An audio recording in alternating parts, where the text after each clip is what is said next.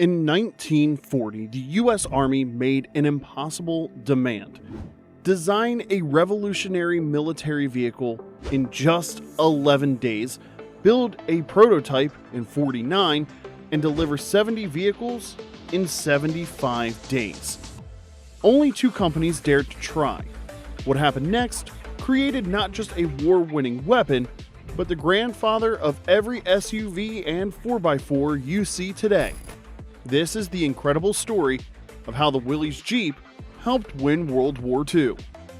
The idea of developing a compact, multifunctional soldier and weapon transport originated in the United States in the years following World War I. In that conflict, motorcycles, both with sidecars and as singles, were utilized effectively. The initial thought process followed similar lines, just like it did for the German military as well. The Ford Model T was taken into account, but the design was starting to feel outdated. By 1935, nonetheless, the US military recognized that it needed to prepare for a significant conflict that would probably be on a scale even greater than the Great War. It would be a conflict where mechanization would serve as a crucial strategic factor. Included in the list of those contemplating this were Preston Tucker from Tucker Automobiles and his associate Harry A. Miller. In the 1930s, Tucker and Miller developed a design for the Tucker Armored Combat Car, an early form of armored vehicle featuring a gun turret. Additionally, Preston Tucker collaborated with American Bantam on a compact four-wheel drive reconnaissance vehicle.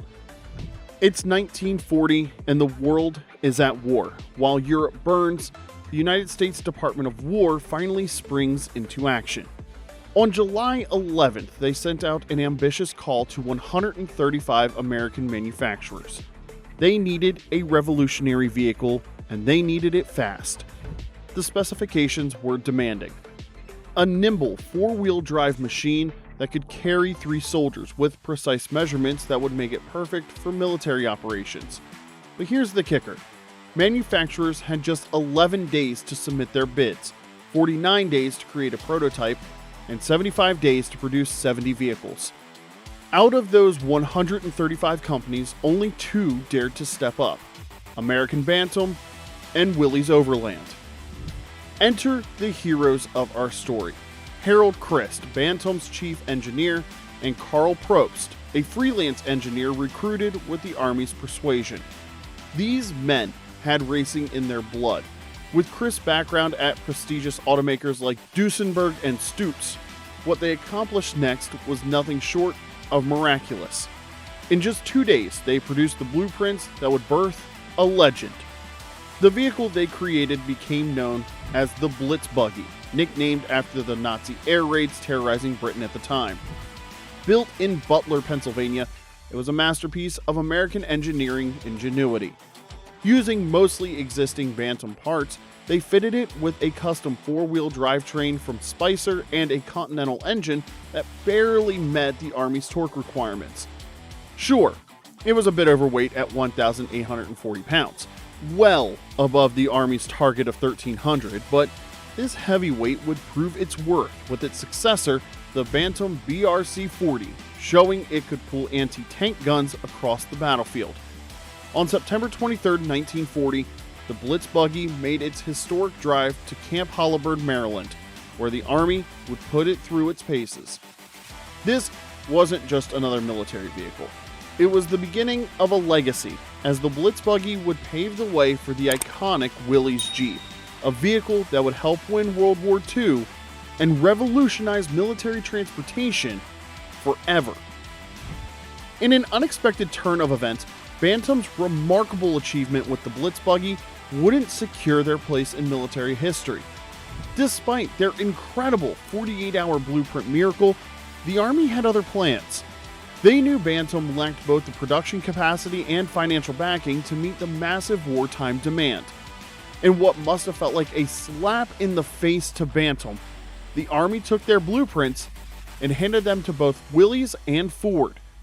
These automotive giants were invited to create their own prototypes, and they were given more generous specifications, with the weight limit increased to 2,160 pounds. The competition heated up as all three manufacturers put their best foot forward. Bantam improved their design with the BRC-60 Mark II, while Willys introduced the Quad and Ford brought forth the Pygmy. In the trials that followed, Bantam's revised BRC-40 actually proved to be the star performer, lighter than its competitors with superior suspension, brakes, and fuel economy. But there was a catch. Bantam couldn't produce the required 75 vehicles per day. As war demands intensified, these early prototypes were quickly put into service. The first 1,555 Willys MAs found their way to the Soviet Union through the Lend-Lease program, while 4,458 Ford GPs served in the US military. However, Ford's agricultural tractor engine proved to be its Achilles heel. The final decision came down in favor of the Willys design, largely thanks to its robust Go Devil engine. The standardized Willys MB incorporated the best features from all three manufacturers, including Ford's iconic flat hood. When demand continued to surge, Ford was contracted to produce the Willys design, creating the Ford GPW. The W indicates it was built to Willys specifications. By war's end, the numbers tell the story. 363,000 Willys Jeeps, 280,000 Ford GPWs, and 2,605 Bantam BRC-40s rolled off production lines. Most Bantam vehicles served with British and Commonwealth forces. But perhaps the most surprising legacy of the original Bantam design came from an unexpected quarter. When Japanese forces captured a BRC-60 in the Philippines, Toyota reverse-engineered it, eventually giving birth to the legendary Land Cruiser. By the conclusion of the Second World War, the Willys Jeep, produced by Willys and Ford, had demonstrated its significant success. General Eisenhower referred to it as one of the war's 6 most crucial vehicles, while General George Marshall called it America's greatest contribution to contemporary warfare. It had gained its accolades and would keep doing so during the Korean War and then in Vietnam. Soldiers returning to rural America had also gained a deep appreciation for the small 4-wheel drive vehicle. One even had a Willys Jeep fitted with custom luxury car coachwork in Europe. It made it into Life magazine. Perhaps it should have been an inspiration for Willys. The Jeep proved to be such a triumph that Willys was eager to manufacture the vehicle for the civilian market they anticipated would thrive. This was the first production car in the world with 4-wheel drive, making it appealing to farmers, mining enterprises, fishing fans, and sports hunters. Willys possessed a marketing edge that numerous companies would eagerly seek.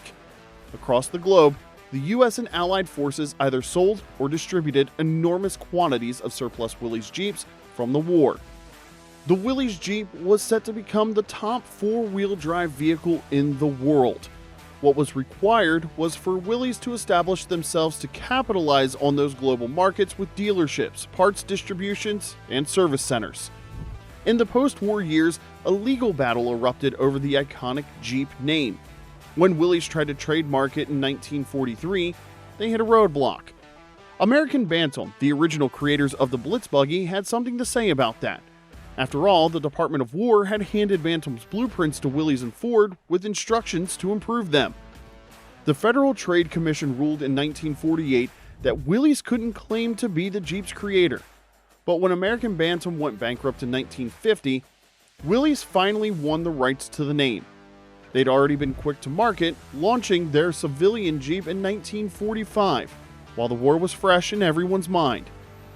And that's how this tiny vehicle became one of World War II's greatest game changers.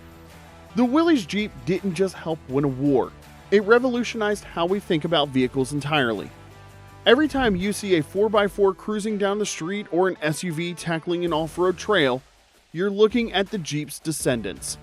Pretty incredible how a last-minute military contract turned into something that would change automotive history forever, right? Thanks for watching. If you enjoyed learning about the Jeep's incredible story, don't forget to like and subscribe. Drop a comment below telling us what iconic vehicle you'd like to see covered next, and thanks for watching. We'll see you in the next video.